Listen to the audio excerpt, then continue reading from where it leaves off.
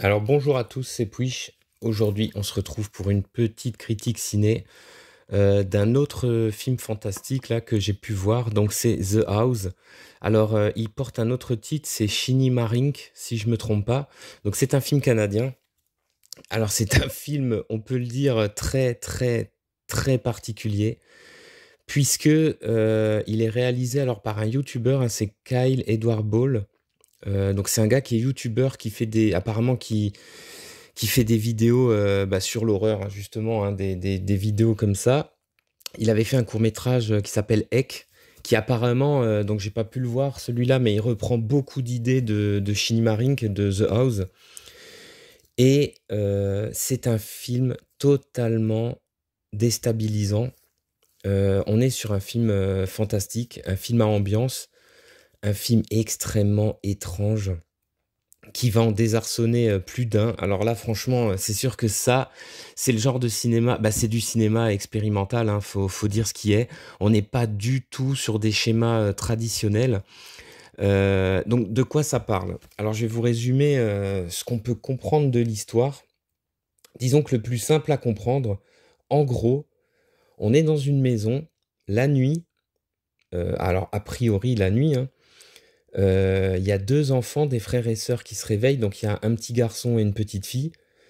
Ils se réveillent et ils se rendent compte que, en fait, ils se rendent compte qu'ils sont tout seuls dans la maison, on va dire. Ils se rendent compte aussi qu'il n'y a plus de porte, qu'il n'y a plus de fenêtre. En gros, ils ne peuvent pas sortir. Et en fait, ils vont se rendre compte, hein, au fur et à mesure qu'avance le film, il se passe quelque chose d'étrange, quoi. Il se passe quelque chose de très bizarre. La nuit n'en finit plus. Ils sont perpétuellement dans le noir. Ils vont passer tout leur temps comme ça devant la télévision qui reste allumée de temps à autre, qui s'allume, qui passe des cartoons comme ça, des vieux cartoons en boucle comme ça. C'est extrêmement étrange. Et c'est à peu près tout ce que je peux dire sur le scénario du film. Après, je vous laisse découvrir. Alors c'est même pas vraiment du spoiler tant le film est étrange à appréhender. Mais vous me direz, mais bon, jusque-là, tu nous as résumé le début du film. Oui, bon, deux gamins enfermés chez eux. Qu'est-ce qu'il y a de particulier? Bah déjà, j'ai envie de vous dire ce qu'il y a de particulier, c'est que je vais même pas vous citer en fait les acteurs du film, puisque finalement, alors c'est un huis clos, hein, évidemment, vous avez compris, puisque finalement les acteurs, on ne les voit quasiment pas. Alors ça, c'est un truc de fou. C'est-à-dire le film est une succession comme ça de plans avec une image qui est volontairement abîmée, qui est volontairement, comment dire, il y a un grain très fort, très prononcé dessus. Euh, Toutes les images qui proviennent du film, tous les plans du film euh, jouent avec, évidemment, avec la peur du noir, forcément. Hein, tout le film est plongé dans la pénombre. On a des plans fixes. La plupart du film est composé de plans fixes. On aura parfois la caméra qui bougera, un petit peu, qui ira de droite à gauche, globalement très lentement, hein. Il y aura aucun mouvement brusque avec la caméra. De haut en bas, parfois elle avancera tout doucement comme ça dans un couloir, parfois au plafond, et elle est sans cesse placée. En fait, elle est jamais placée. Disons que vous aurez jamais d'image en plein cadre, ou très rarement. C'est-à-dire la caméra est sans cesse placée de façon à ce qu'on voie rien.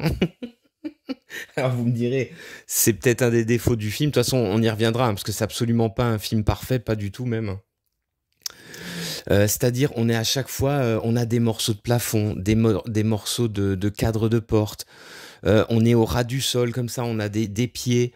Je pense que volontairement, tous les cadres du film sont volontairement désaxés, sont volontairement mis. Alors, c'est pas mal mis à hauteur d'enfant, même si très souvent, en fait, les gamins, on les verra à peine. Comme dit, on voit leurs pieds. On verra à un moment donné sur un plan de dos un gamin, de face la petite fille. Mais c'est très court. La plupart du temps, quand ils parlent, c'est très étrange, hein. Les dialogues du film, alors soit ils sont sous-titrés, soit on n'entend rien, ils sont juste sous-titrés, soit on entend et c'est quand même sous-titré. C'est assez, alors ça donne un effet. Il y a un effet qui est vraiment intriguant, qui est vraiment pas mal. Et les gamins vont se demander ce qui se passe dans ce cauchemar-là. Bah, d'ailleurs, le film ressemble plus ou moins à un cauchemar. Je pense que la volonté du réalisateur, c'était de montrer éventuellement un cauchemar avec une espèce d'entité qui tourmente ces pauvres gosses. Au fur et à mesure, il va tout leur enlever, hein. Et on est en permanence dans le noir. On a en permanence cette télé. On reviendra tout le temps dans le salon, puisque les deux enfants s'installent en quelque sorte dans le salon, hein. On aura tout le temps cette télévision comme ça qui s'allume, qui s'éteint, qui passe des cartoons en boucle. Je sais pas s'il y a une vraie... En fait, tout le film, c'est ça. Il dure quand même 1h40. Un de ses plus gros défauts, en toute honnêteté, le rythme est extrêmement lent. Alors, c'est pour créer un effet, forcément, hein. Mais c'est vrai qu'on va passer les 3 quarts du film à voir des plans fixes dans le noir. Euh, Souvent aussi, on a un plan fixe dans le noir, hop, la lumière s'allume, la lumière s'éteint. On a beaucoup de plans sur la veilleuse, on a beaucoup de plans sur les lumières du couloir. On a beaucoup de plans sur la télévision qui passe des cartoons. Disons que sur 1h40, en toute honnêteté, franchement, je pense qu'au niveau de l'intrigue qui nous est développée, alors c'est développé de façon totalement cryptique, hein, à la façon justement des vidéos qu'on trouve sur Internet. Sur les creepypasta, hein, je pense tous les petits courts-métrages, j'ai pu en voir quelques-uns sur les backrooms, les trucs comme ça, c'est toujours des courts-métrages filmés au caméscope. Enfin, il y a souvent des trucs comme ça, il faut regarder plusieurs petits courts-métrages pour essayer de déceler une histoire. Là, en fait, c'est condensé en un seul film, mais c'est vrai que c'est très étrange. Et justement, il se passe pas grand-chose, c'est ça le plus gros défaut. C'est-à-dire, honnêtement, sur les 1h40, franchement, vous pouvez enlever 40 minutes. Le film aurait pu durer 1 heure, voire même carrément enlever la moitié du film, hein. Faire un moyen métrage 50 minutes, je pense que franchement, ça aurait été bénéfique. Parce que il faut bien avouer une chose, même si on se demande qu'est-ce qui va se passer, qu'est-ce qui va se passer, et même si les 20 dernières minutes sont beaucoup plus intéressantes, parce que effectivement, il se passe quelques petits événements qui sont très troublants. Globalement, allez, je vais le dire, on se fait chier, hein, faut dire ce qui est. Passé les premiers plans, les premiers moments, on se dit tiens, c'est vraiment étrange, on voit rien, on comprend pas trop ce qui se passe. Au tout début du film, il y a encore leur père. Après, il va disparaître. Après, il y aura toute une séquence dans la chambre avec la mère. D'ailleurs, une séquence, ça, faut bien avouer, qui met nos nerfs à rude épreuve parce qu'on on se doute bien qu'il va se passer quelque chose. Mais comme le film est très lent, comme le film prend bien son temps, on se dit non, c'est sur ce plan-là. En plus, on est plongé dans le noir, donc on a peur comme qu'il y a des choses qui. Alors, le film a une certaine efficacité au niveau de ses. Il y a quelques screamers. On va pas dire que c'est des screamers ultra violents, mais ils sont très bien pensés, ils sont très bien placés dans le film. Ça faut avouer. Ils font leur effet, c'est clair. Notamment celui dans la chambre, vous vous en douterez, notamment celui avec le téléphone, forcément, hein, le putain de téléphone qui sonne, hein, ça, il y a rien de tel pour faire bien peur. Le film d'ailleurs, si je me trompe pas, se passe en 95, si je dis pas de bêtises.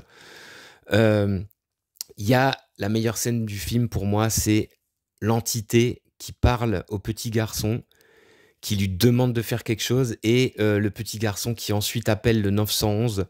Franchement, on croirait entendre un appel qui aurait pu être réel comme ça. C'est vraiment bien. Après, c'est vrai que la dernière partie du film, elle est pas mal. Mais je pense que ce film aura perdu un grand nombre de spectateurs en route qui vont se dire mais putain, en fait, il se passe rien quoi. C'est pas intéressant, c'est naze. C'est un exercice de style. On adhère ou on n'adhère pas. Personnellement, je trouve ça très moyen. J'ai regardé plusieurs séquences à nouveau. Puis on a aussi, il y a de l'idée, il y a quand même de l'idée. Le problème, c'est qu'il aurait fallu augmenter le rythme, honnêtement. Autant c'est très bien de faire des films à atmosphère, à ambiance comme ça. C'est très bien de faire un cinéma expérimental, de tenter un truc complètement à part. Moi, je salue, franchement, je salue l'essai. Surtout que le film a coûté seulement 15 000 $. Donc il a coûté que dalle. Bon, en même temps, vous me direz, vu, vu ce qu'on voit, ouais. Après, je pense que c'est quand même quelque chose qui est très réfléchi. Moi, personnellement, je salue le travail du réalisateur. Éventuellement, je serais assez chaud pour voir une autre de ses réalisations, mais qui soit plus péchue, quoi, un peu plus rythmée. Euh, Malgré tout, le film, malgré cet énorme défaut de durée et de, en gros, il se passe rien, on a quand même des images qui vous restent en tête. C'est un véritable cauchemar, ça faut avouer.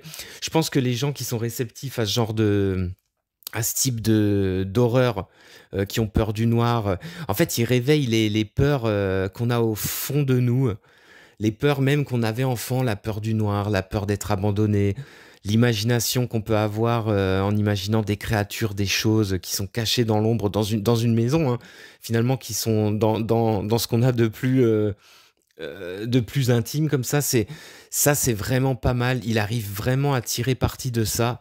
Mais malheureusement, il s'étire trop sur la durée et ça joue en défaveur de ce film.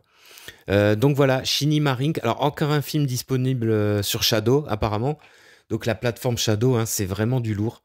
J'aime beaucoup les voix. Alors je l'ai pas vu en VO, hein, je l'ai vu en VF. J'aime beaucoup les voix des gamins, les voix de l'entité, la voix de l'entité aussi, qu'on entendra évidemment dans la dernière partie du film, qui est vraiment putain d'inquiétante. Alors moi, ça fonctionne à mort sur moi, ce genre de truc, hein. C'est vrai que le film, il y a quand même, faut avouer, il y a des images qui vous restent en tête. La séquence dans la chambre, évidemment, avec la mère. On a la séquence au téléphone, forcément. Ce qui se passe dans la cuisine. Toutes les séquences au fur et à mesure qu'on se rend compte ce qui se passe avec les Lego. La séquence aussi au plafond. Enfin bref, je vais pas tout spoiler, mais vraiment à voir si vous adhérez ou pas. Une totale figure de style de la part de Kai Edward Ball. À voir s'il confirme ça dans un autre film exempt des défauts de longueur vraiment interminable, hein. C'est vrai que le film, si vous n'êtes pas dedans, hein, il a un côté interminable. Vous allez détester, hein. Ça, je vous le dis tout de suite. Vous allez détester, vous allez dire, mais pouiche, c'est de la grosse dope ton truc, il se passe rien, putain. Si vous n'êtes pas dedans, vous allez détester. Et je vous dis à plus pour de prochaines critiques.